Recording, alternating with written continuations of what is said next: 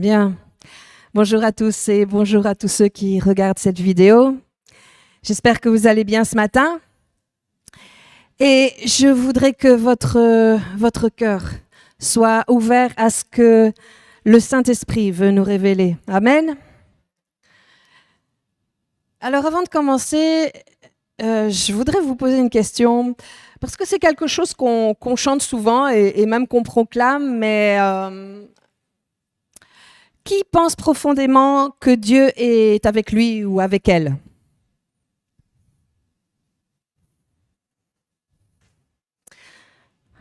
Alors pourquoi ça se voit pas? Pardon, je vous bouscule un peu là.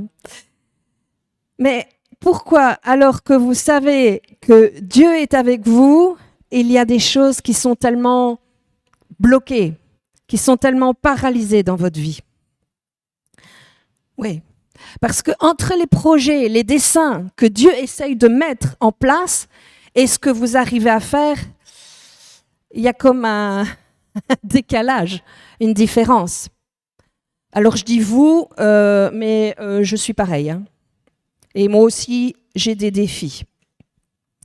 Et dans notre marche vers ces projets, ces desseins de Dieu pour notre vie, le Saint-Esprit est tout le temps là en train d'essayer de nous amener dans l'étape d'après, le niveau suivant. Mais le problème, c'est nous.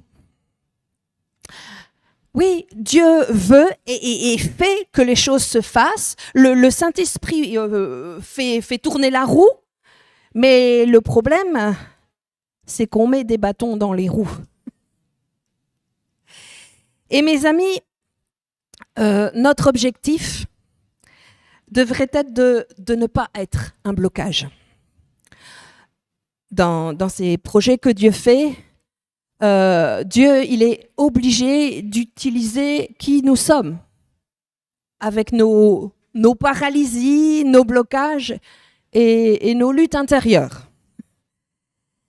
Et mes amis, une première chose qui est importante, c'est est-ce que nous sommes conscients des blocages qu'il y a à l'intérieur de nous? Parce que le Saint-Esprit veut faire des choses dans nos vies, mais il va falloir que nous lâchions prise pour qu'il puisse le faire. Et ça, dans 3 domaines. Et qui sont, on va voir le premier, dans le domaine de nos peurs. Alors, on peut pas, on réalise pas ô combien nos peurs bloquent Dieu. Nos peurs, et quand je dis peur, ce sont les inquiétudes, nos craintes, notre timidité, nos phobies, l'intimidation, toutes ces choses paralysent notre vie. La deuxième chose qui paralyse, ce sont les complexes. Ces complexes, toutes ces choses non traitées, toutes ces choses non soignées, nous empêchent d'aller dans la destinée que Dieu a prévue pour nous. Si, vraiment. Et la troisième chose, ce sont nos incohérences. Qu'est-ce que je veux dire? C'est en fait tout ce qu'il y a entre ce que tu dis et ce que tu fais. Ce sont les différences entre tes propos, tes paroles et ce que tu fais, comment tu agis. Et ça peut être, c'est dans notre vie privée, dans l'éducation peut-être avec nos enfants, dans notre couple, dans nos relations avec nos collègues de travail et à l'église, évidemment. Donc c'est ça. Donc comment se fait-il qu'il y ait une telle différence, une telle contradiction entre toutes les belles leçons, les bons conseils et les super proclamations que tu fais et ce que tu ne mets pas en œuvre et ces incohérences dans ta vie? Et nous allons voir tout cela donc dans Exode, et notamment au chapitre 4. Mais dans Exode au chapitre 3, on voit qu'il y a Dieu qui va se manifester à Moïse.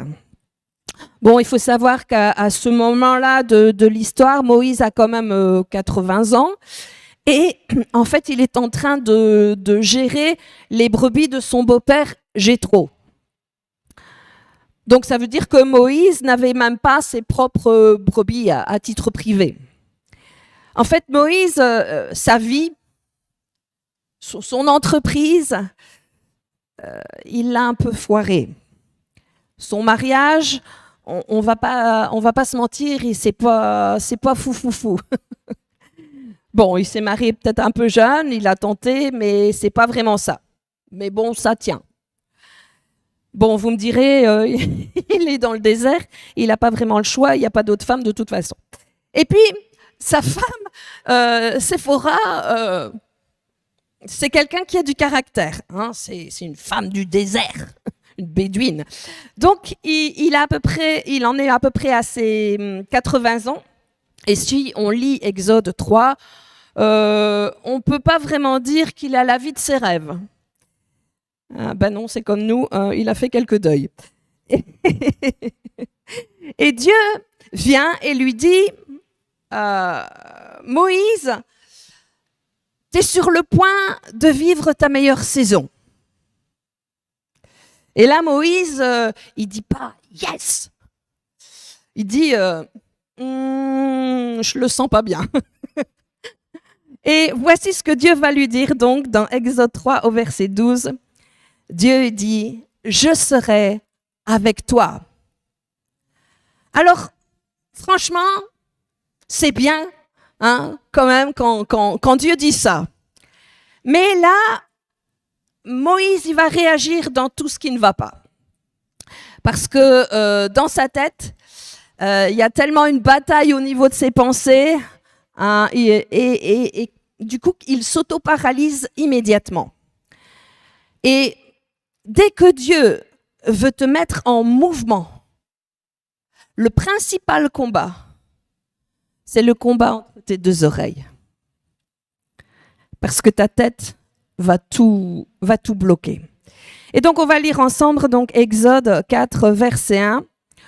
Et on va voir alors toutes les réflexions. Pourquoi Dieu ? Oui, parce que Dieu lui a dit, hein, tu vas aller voir le pharaon, tu vas devoir parler, tu vas faire sortir 600 000 personnes d'Égypte, etc. Donc, verset 1. Moïse répondit, « Ils ne me croiront pas, ils ne m'écouteront pas. Au contraire, ils diront, « L'Éternel ne t'est pas apparu. » Alors Dieu lui dit, « Ok, tu penses que ça ne va pas le faire ? Donc, prépare-toi mon gars, je vais te faire passer le test. » Hein, mais ouais, si, Dieu nous fait passer des tests, hein, il nous fait un coaching de l'extrême pour voir en un chapitre si tu vas porter la charge de la destinée que Dieu a prévue pour toi. Verset 2. L'Éternel lui dit, « Qu'y a-t-il dans ta main ?» Il répondit, « Un bâton. » L'Éternel dit, « Jette-le par terre. » Il le jeta par terre et le bâton se changea en serpent. Moïse prit la fuite devant lui. Eh bien, moi aussi, j'aurais fait ça. Verset 4. L'Éternel dit à Moïse, « Tends ta main et prends-le par la queue. » Il tendit la main et l'attrapa. Le serpent redevint alors un bâton dans sa main.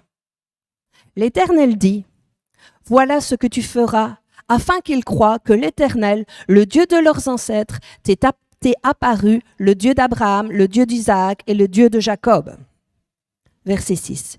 L'Éternel lui dit encore, « Mets ta main sur ta poitrine. » Il mit sa main sur sa poitrine, puis la retira. Et voici que sa main était couverte de lèpre blanche, comme la neige. L'Éternel dit, « Remets ta main sur ta poitrine. » Il remit sa main sur sa poitrine, puis il en retira, et voici qu'elle était redevenue normale. Ouh. Non, vous, ça va, vous n'avez pas de problème de peur. Bon, donc Moïse avait un bâton et l'Éternel lui dit, « Qu'y a-t-il dans ta main ?» Mais en fait, Dieu part toujours de ce que tu as. Il ne va pas commencer à te promettre que tu vas et te donner 10 000 euros que tu vas gagner au loto ou que tu vas épouser le mari parfait. Non, non, on parle de ce que tu as. Ici, c'est un bâton. Bon, c'est pas dingue, mais c'est ce que Moïse avait. Ensuite, Dieu lui dit, jette-le par terre. Il jette le bâton par terre, et là, le bâton se transforme en serpent. C'est ce qu'on pourrait appeler un miracle inversé. Parce que, est-ce que franchement, pour ceux qui connaissent leur Bible, c'est une façon de faire que Dieu transforme quelque chose qui est correct, ok, et qui en fait te soutient en quelque chose qui devient dangereux et méchant. Ouais, là, il y a des incohérences avec Dieu, hein, vous ne trouvez pas? Et combien de fois nous avons supplié Dieu, Dieu, empêche que ces choses soient des serpents dans ma vie. Et Dieu dit, mais j'ai aucun problème avec les serpents, moi. C'est toi qui as un problème avec les serpents. Parce que toi, tu en as peur. Moi, j'ai pas peur. Alors, mettez-vous à la place de Moïse, 80 ans. Si jamais vous vous trouvez face à un serpent venimeux, vous faites quoi? Bon, déjà, je crois que vous partez. D'ailleurs, Moïse, lui aussi, le grand Moïse, il a pris la fuite. Mais Dieu lui dit, hey, reviens, récupère le serpent. Là, certainement que Moïse s'est dit, faut vraiment que Dieu soit Dieu, parce que, si je réfléchis bien, le prochain hôpital, il est à 500 km. J'ai pas de téléphone portable, personne ne viendra me secourir, et je finirai dévoré au milieu des moutons de mon beau-père. Le programme, il n'est pas terrible. Et j'ai certainement que je vais avoir une mort lente et douloureuse en plein cagnard, sous le soleil. Et Dieu lui dit, tu vas prendre ta peur dans ta main. Non pas par le bout du pied, quand on essaye de bousculer quelque chose qu'on n'a pas vraiment envie de toucher. Non. Dieu dit à Moïse, tends ta main. J'ai pas trop envie. Si tu le fais. Ok. Et moi, si j'avais été Moïse, j'aurais dit, écoute Seigneur, je vais plutôt l'attraper par la tête. Mais non, Dieu lui dit, prends-le par la queue. Alors là, vous n'avez pas besoin d'être un grand ophiologue, spécialiste des serpents, pour savoir que c'est une très mauvaise idée. Parce que ça veut dire que si vous le prenez par la queue, le serpent peut se retourner et vous pouvez être à peu près sûr que vous allez être mordu. Alors, quelles sont aujourd'hui les pires peurs de ta vie? Mais sachez qu'à celle-là, Dieu vous fera repasser, redoubler, recommencer tant que vous ne les passez pas, tant que vous ne les dépassez pas. Et la plupart du temps, elles ne sont pas extérieures. Et les vrais problèmes sont en toi. Ce sont les luttes internes, tes propres peurs. Ce ne sont pas les visibles qui mettent en difficulté. Alors évidemment, Moïse, il ne le sent pas de prendre le serpent par la queue, mais il le prend et pouf, il redevient un bâton. Et sachez que Dieu ne peut pas vous amener dans une nouvelle saison si tu écoutes plus tes peurs que la foi. On se retrouve parfois devant des situations qui nous effraient. C'est vrai. Mais vous savez, mes amis, Le courage, c'est pas une caractéristique de l'humain. Et pour Moïse, il n'y arrivera pas, il ne pourra pas libérer tout un peuple qui a peur des Égyptiens si lui, il a la trouille d'un serpent. Comment peux-tu aller dire aux autres de faire confiance à Dieu si toi-même, tu n'es pas capable de faire confiance à Dieu? Alors, avant de faire confiance à Dieu devant tous, en public, est-ce que tu es capable de faire confiance à Dieu tout seul, dans le désert, là où personne ne te regarde?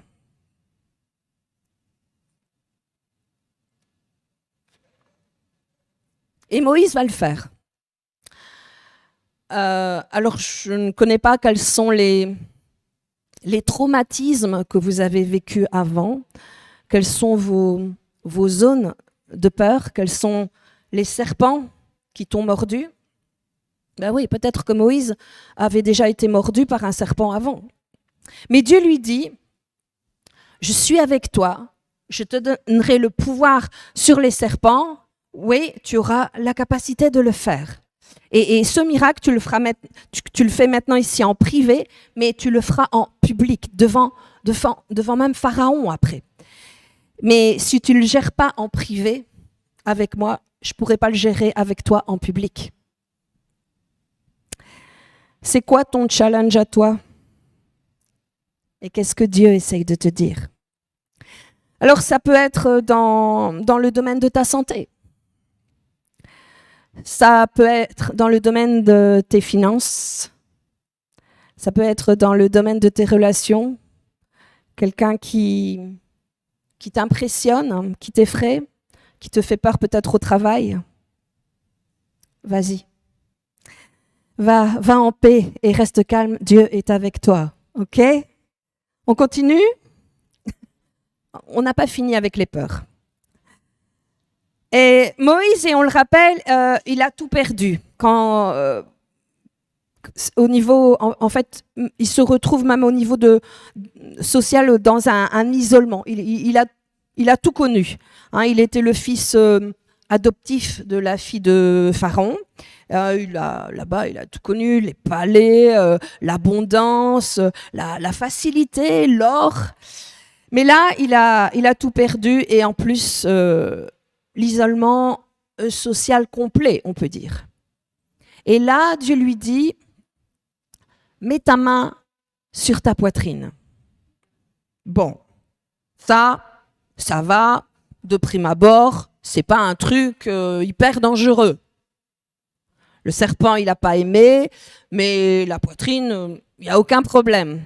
Donc, il met la main sur sa poitrine, puis il l'enlève, et là, sa main est remplie de lèpre. Et il faut savoir, mes amis, que la lèpre, à cette époque, c'était quelque chose de terrible. Hein, on n'en guérissait pas, il n'y a rien. Il n'y avait rien. Si tu l'as, t'es foutu. Donc là, c'est-à-dire que Moïse fait confiance à Dieu, et qu'est-ce que Dieu fait?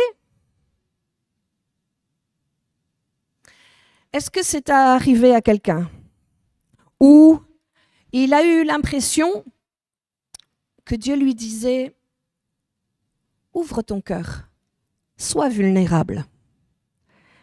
Et tu as ouvert ton cœur et bam, tu as chopé la lèpre. Tu t'es pris un revers et tu t'es dit mais en fait, être gentil, être bon, ça n'apporte que des ennuis. Je me suis rendue vulnérable. J'ai essayé d'aimer et qu'est-ce que j'ai eu en retour? La lèpre, la trahison, la méchanceté. Et Moïse, là, Dieu lui dit, mets ta main sur ton cœur. Et il récupère la lèpre. Mais redneck à l'époque, il n'y a rien contre la lèpre. Et Moïse, il se dit, ah bah, il manquait plus que ça. J'ai 80 ans, j'ai déjà foiré ma vie, il me restait un truc qui fonctionnait à peu près, c'était ma santé. Mais demain, quand je retournerai au camp, ben, je ne pourrai plus embrasser mon fils. Ma femme, elle va me dire de dégager.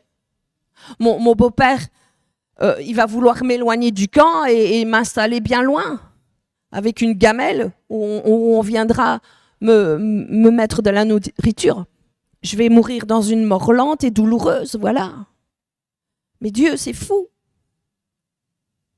Qui a cette angoisse-là de se dire, mais là, je suis en train d'être complètement isolée.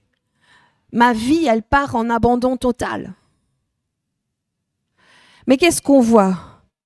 Dieu lui dit, remets ta main sur ta poitrine.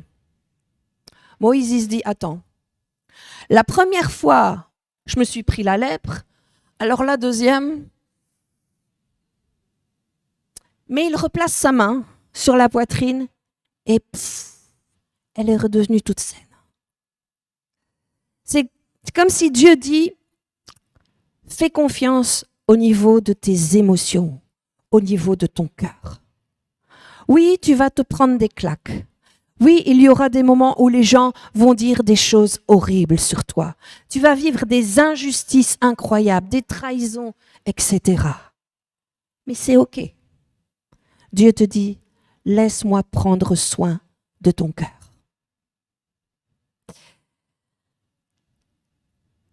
Ça va? Voilà, à ce moment de ce message, nous avons passé la première étape, l'étape des peurs. Il nous en reste 2. Vous voulez continuer? Vous voyez, c'est un peu comme avec Moïse. Hein. Dieu lui disait, tu sais Moïse, je crois que tu es le choix. Je crois que tu es celui ou celle que j'ai prévue pour cette saison, pour cette étape de vie et pour faire du bien aux autres. Je dois travailler avec toi. Est-ce que tu es prêt à refaire une deuxième séance de coaching? Et je pense que Moïse, il était hésitant. Puis Dieu lui dit, tu vas parler à Pharaon. Et ici, on en vient à la deuxième étape, parce qu'après les peurs, ça va chercher tes complexes. Qu'est-ce que Moïse va répondre? Alors, on va prendre le texte. Exode 4, verset 10. Alors, on n'a pas le vocal d'origine, mais je crois que ça devait donner quelque chose comme ça. Moïse dit à l'Éternel, « Ah, Seigneur, je ne suis pas un homme doué pour parler, ça ni d'hier, ni d'avant-hier, ni même du moment où tu as parlé à ton serviteur. En effet, j'ai la bouche et la langue embarrassée. » Il est bègue. Moïse est bègue. Il ne sait pas dire une phrase sans bégayer. Et il va parler devant Pharaon. Mais il va même pas aller au bout du truc. Pharaon, il va le faire dégager direct. Et nous avons tous des fêlures, des blessures et des complexes. Et on n'a même pas envie de prendre le risque de commencer. Alors, je ne sais pas vous, mais qui plus jeune, à l'école par exemple, avait peut-être la bonne réponse, mais vous n'avez pas osé la donner parce que complexé et parce que vous aviez peur que quelqu'un se moque de vous.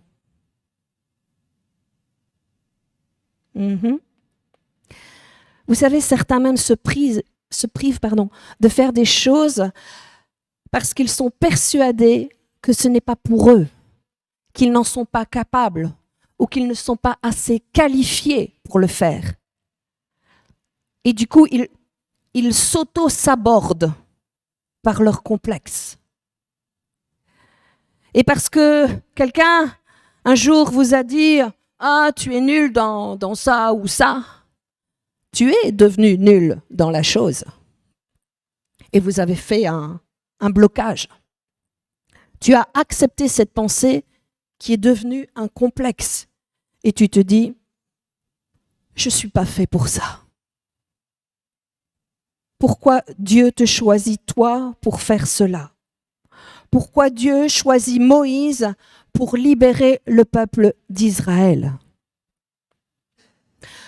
Franchement, Moïse ne paraît pas être le meilleur choix. En plus de tous ces complexes et de ces peurs, Moïse a tué un homme et s'est enfui comme un lâche dans le désert. Alors un meurtrier pour conduire un peuple, Dieu aurait pu choisir son frère, Aaron. Aaron, il est resté avec le peuple juif et il a servi et il a fait tout correctement, on pourrait dire. Mais Dieu, quand il est apparu dans le buisson ardent, il n'a pas appelé Aaron, il a appelé Moïse. Pourquoi? Réfléchissez un peu. Aaron, il servait déjà un peu lorsqu'il était en Égypte, un petit peu comme un leader spirituel. Hein, donc il avait le CV, la réputation, etc. Moïse, lui, un fugitif, un meurtrier, un raté, en plus bègue, un échec caché dans le désert. Alors, selon une logique humaine, Aaron était un choix évident, ok? Mais Dieu n'agit pas selon la logique humaine. Amen. Et je dirais que Dieu a plutôt l'habitude de choisir ceux qui semblent disqualifiés. Ouais. Pour exemple, on le voit avec Jacob, hein, le trompeur qui a volé la bénédiction de son frère Ésaü. David, le petit jeune là, le petit dernier, que personne n'avait même pensé à appeler. Paul, un persécuteur qui faisait mourir les chrétiens. Mais je pourrais en vous citer encore plein d'autres. Hein. Et plein d'autres hommes sur lesquels on n'aurait pas misé. Et le schéma, il est clair. Dieu n'appelle pas les qualifiés, mais il qualifie ceux qu'il appelle. Amen. Alors pourquoi Moïse? Eh bien, l'échec de Moïse l'a rendu humble. Après avoir tué l'Égyptien, il s'est enfui à Madian. Il est devenu berger des brebis d'un autre, son beau-père. Il a passé 40 ans dans l'ombre. De prince d'Égypte, il est devenu gardien de troupeaux dans le désert. Et toute cette humiliation a brisé quelque chose en lui. Et lorsque Dieu l'a appelé, Moïse, il n'y avait plus rien à prouver. Il avait déjà échoué publiquement. Et je veux faire une parenthèse. Aaron, au contraire, était resté dans une forme de confort. Il a conservé sa position, son statut, sa sécurité. Mais il n'a jamais vécu l'expérience du buisson ardent, parce qu'il ne s'est jamais aventuré dans le désert.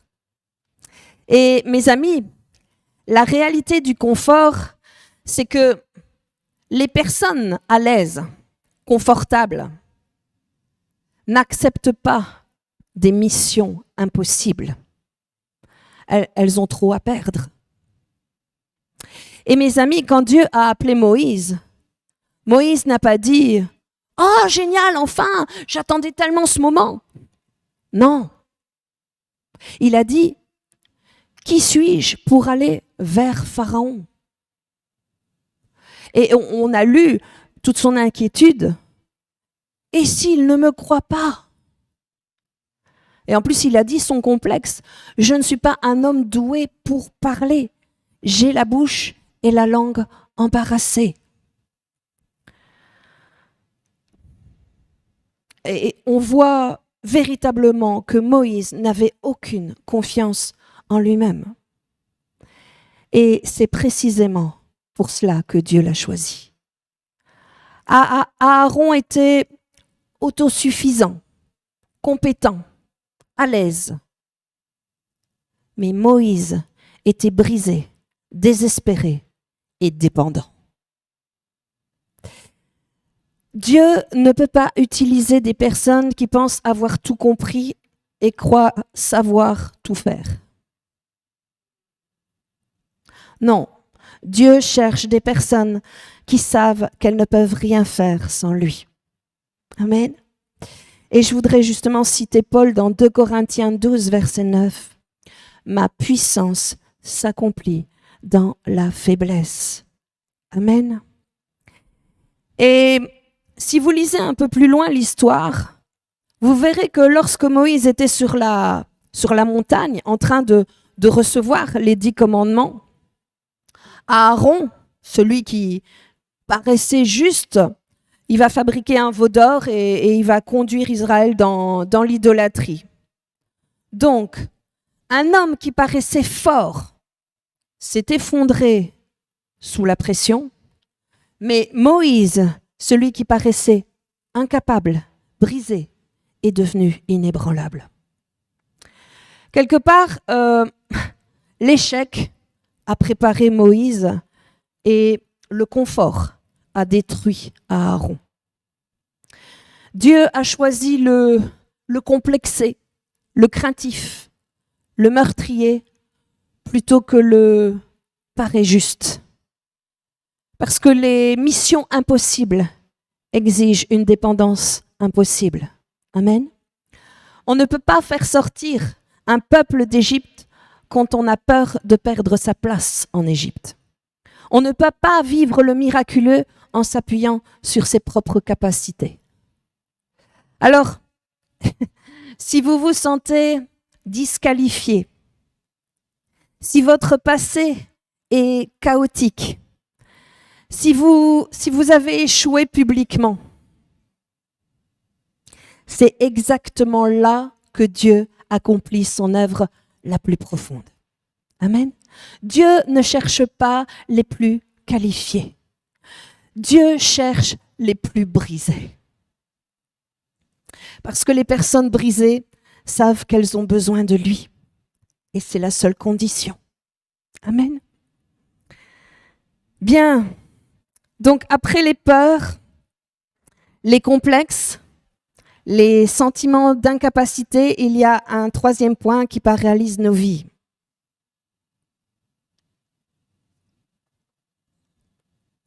Et ce troisième point est compliqué parce que après nos peurs, après nos complexes, Dieu va pointer, Dieu va chercher nos incohérences entre ce que nous disons, ce que nous proclamons et ce que nous faisons réellement dans le privé.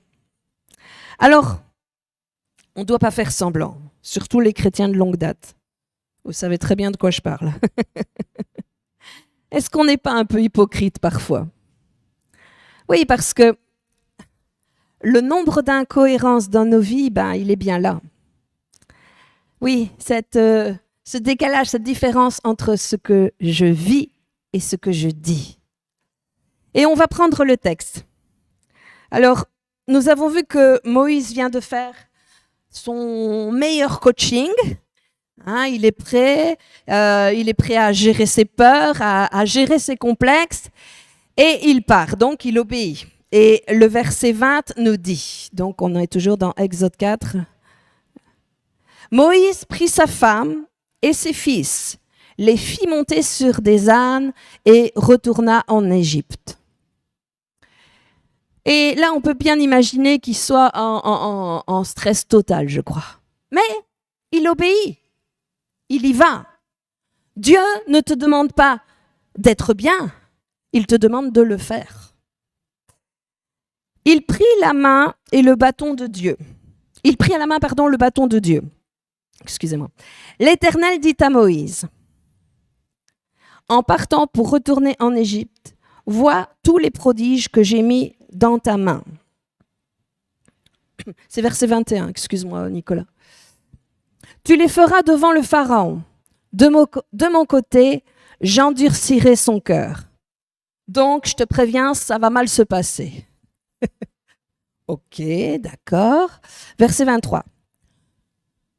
Je t'ordonne de laisser partir mon fils pour qu'il me serve. Si tu refuses de le laisser partir, je ferai mourir ton fils aîné, etc. Waouh!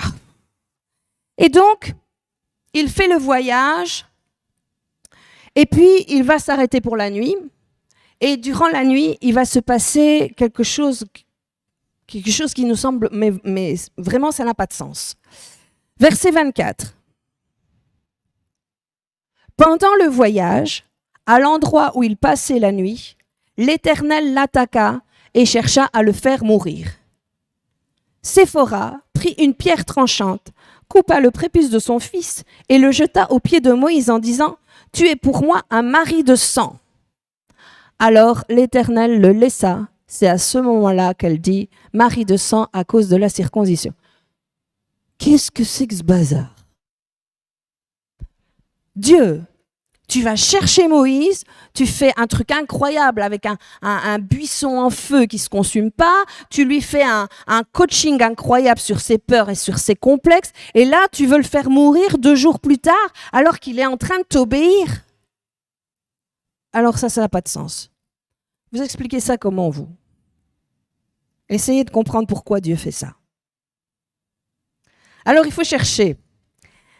Parce que ce qu'on a lu, c'est pas très précis dans la traduction.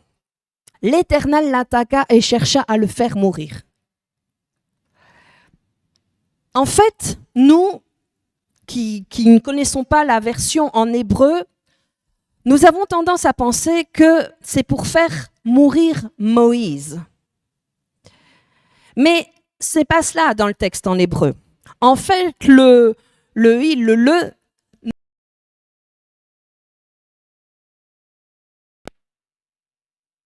faire mourir. Le, ça ne définit pas la personne. Alors, vous me direz du coup, il y a qui d'autre?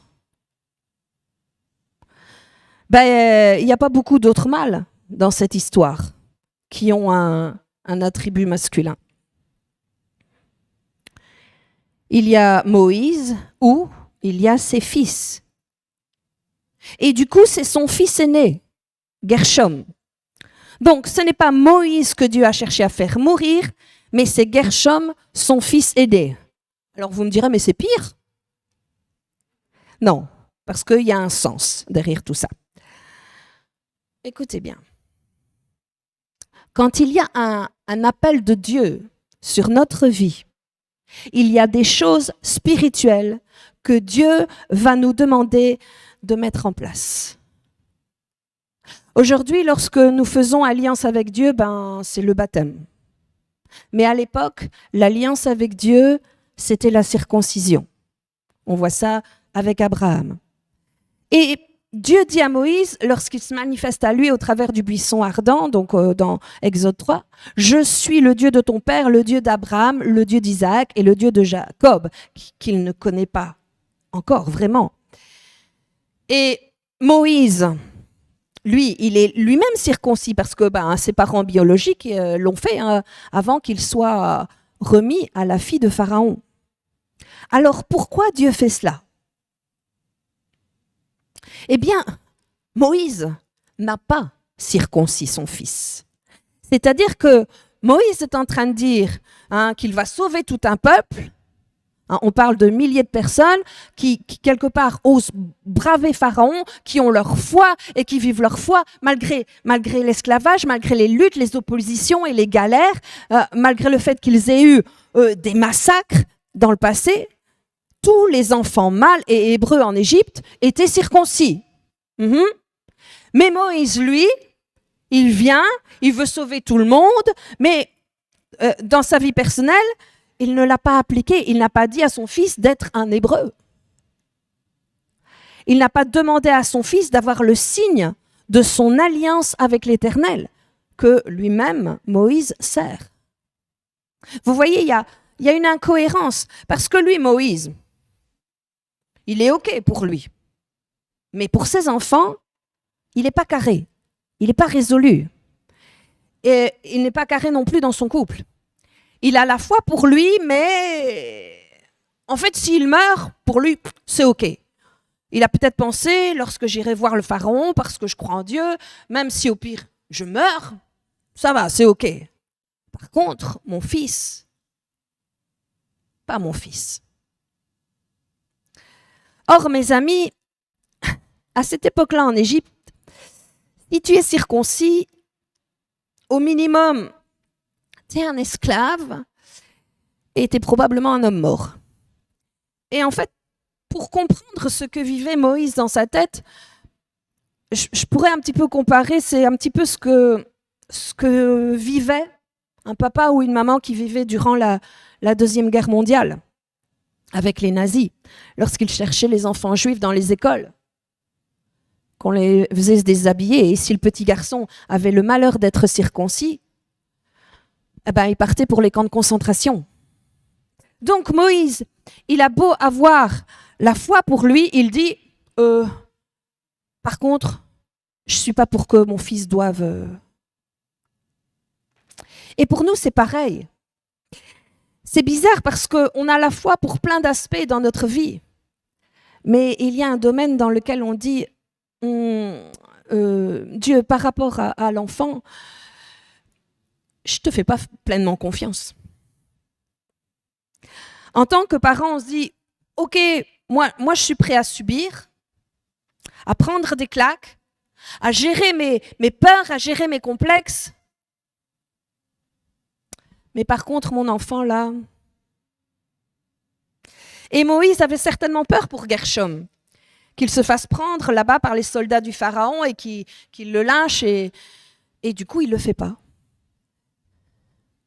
Et ceci, c'est un peu comme pour nous dire de la part de Dieu, « Et toi, mon enfant? Et toi, Agathe? Tu me fais confiance jusqu'où? Est-ce que tu me fais confiance même dans les dysfonctionnements, dans les peurs qui concernent les autres autour de toi, dans ton couple, dans tes enfants? Est-ce que tu me fais confiance? » Ouais, c'est pas évident, hein. C'est pas évident parce qu'on se dit, mais Seigneur, écoute, s'il m'arrive des choses complexes, des choses difficiles, ça va. J'arriverai à gérer. Ouais, là, c'est un petit peu l'orgueil qui parle, mais je veux pas que les miens subissent. Et Dieu, il dit, écoute Moïse, si tu crois pas que je peux gérer Gershom, comment veux-tu que je puisse gérer les 600 000 personnes que tu vas faire sortir d'Égypte?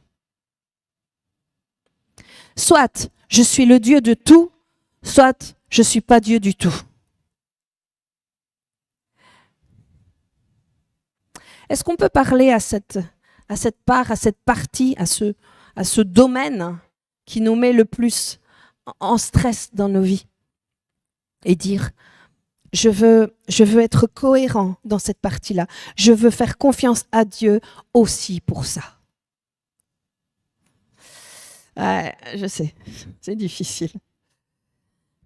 Dieu veut vraiment toucher tous les domaines, nos peurs, nos complexes, tout ce qui est bien profond, même dans nos incohérences. Amen. Allez, on continue. Et alors qu'il fait nuit et que Gershom devrait dormir, il est en train de mourir, il est mal. Et on ne sait pas ce qu'il a. Et là, sa mère Séphora se demande, mais qu'est-ce qui se passe là? C'est quoi le truc là? C'est quoi? Pourquoi? Est-ce que vous vous souvenez quel est l'avertissement que Dieu a donné à Moïse? J'endurcirai son cœur, en parlant de Pharaon, et je le ferai plier s'il le faut. Et qu'est-ce qui va faire plier Pharaon?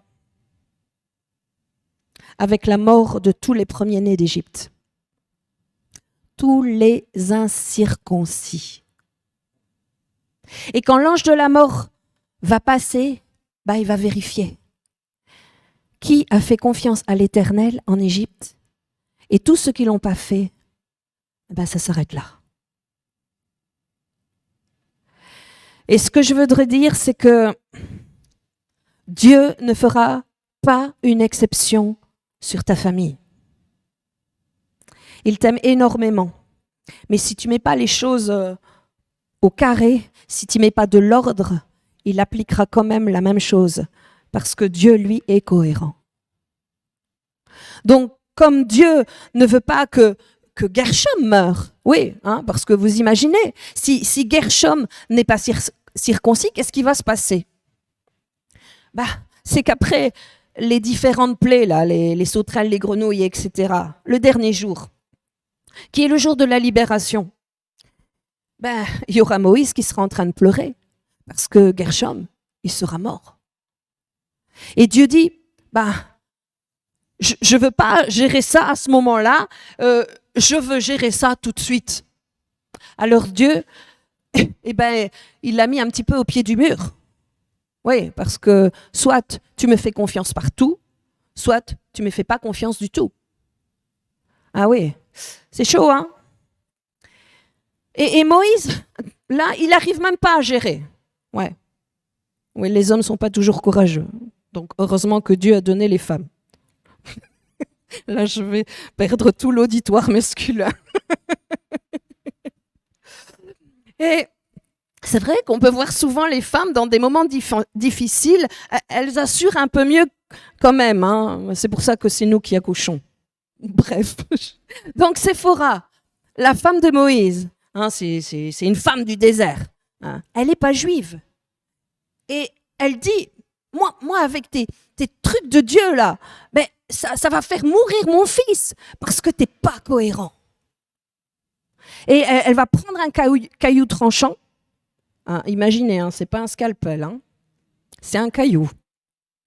Et Gershom, faut penser, c'est pas un bébé, c'est déjà un ado. Et déjà qu'il n'est pas bien, quand il voit maman Séphora venir avec un caillou, il se dit maman, c'est quoi là? Qu'est-ce que tu vas faire? Et elle va lui dire, serre les dents, ça va faire mal.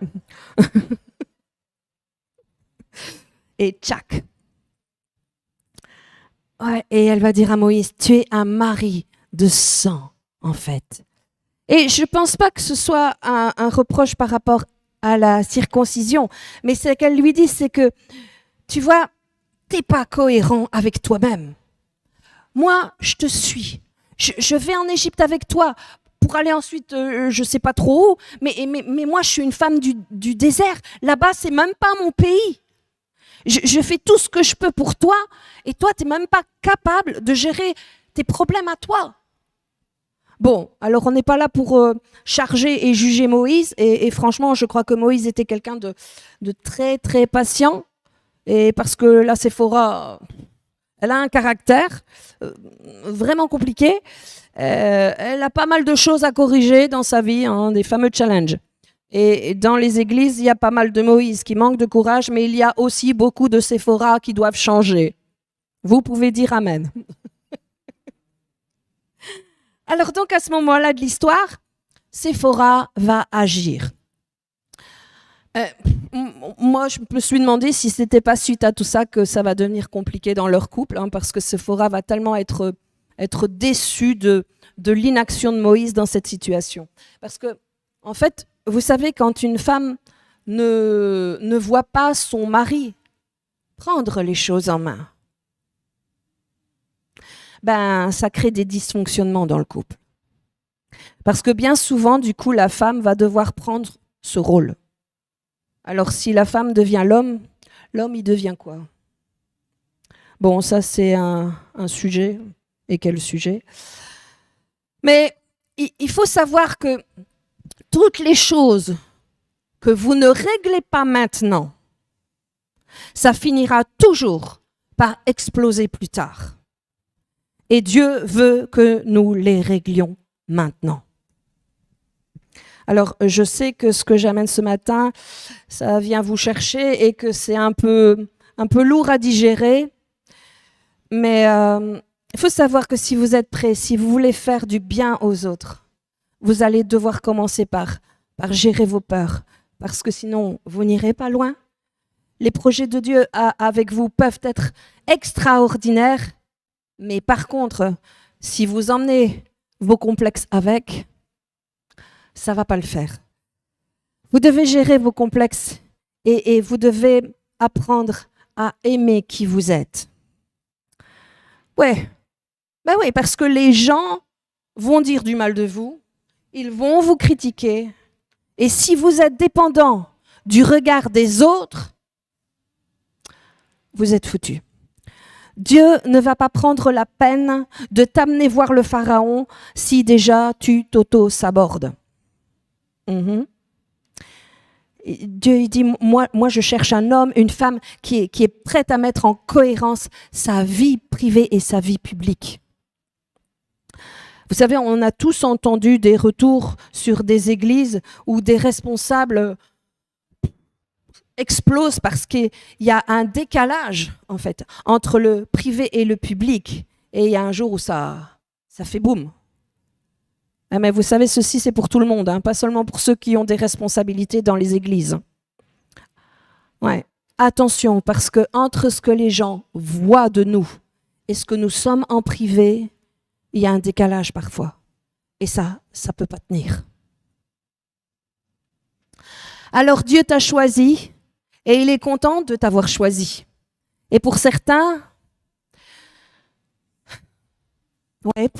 ce qu'ils doivent porter est très lourd. Oui, ça peut être très lourd. Et je sais que certains ont de véritables challenges. Certains vivent de véritables combats aujourd'hui. Oui, c'est lourd, mais c'est OK. Et Dieu dit, je serai avec toi. Je ne t'abandonnerai pas. Je ne te lâcherai pas.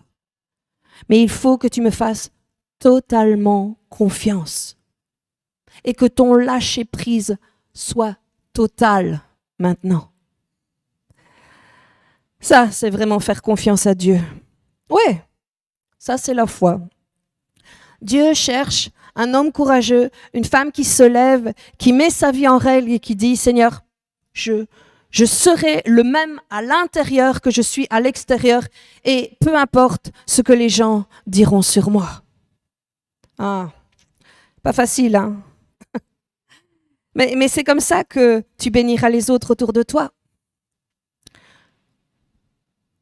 Je voudrais dire, Dieu croit en toi beaucoup plus que tu ne crois toi-même en toi. Nous devons travailler sur qui nous sommes. Parce que le principal ennemi de notre destinée, ce sont nos pensées négatives. Et comme il est dit dans la Bible, demandons au Saint-Esprit, aide-moi à renverser tous les raisonnements et amener toutes les pensées captives à l'obéissance de Christ. Seigneur, je ne pourrais pas marcher sur les serpents et les scorpions si je n'arrive déjà pas à marcher sur mes peurs et mes complexes. Vous savez, moi je crois que pour chacun de vous, Dieu a un avenir extraordinaire. Ah ouais, je sais que ce que certains vont dire. Ouais, t'as vu l'âge que j'ai, qu'est-ce que je pourrais encore faire? Pour moi, les carottes sont cuites. Mais Dieu te dit, mais non. Il y a tellement de gens à qui tu vas faire du bien. Si seulement tu me fais confiance. Amen. Voilà, c'était mon message pour vous ce matin. Je vous souhaite un bon dimanche à tous.